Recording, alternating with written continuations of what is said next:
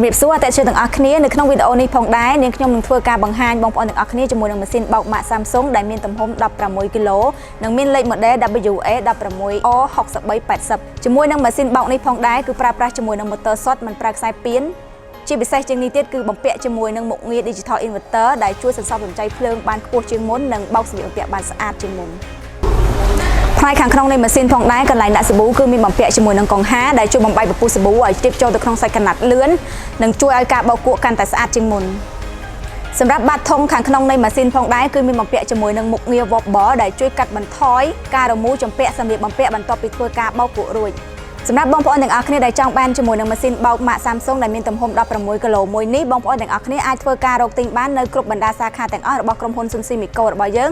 ទាំងរាជធានីភ្នំពេញនិងតាមបណ្ដាខេត្តនានាសូមអរគុណសូមជម្រាបលាជួបគ្នានៅវីដេអូលើកក្រោយ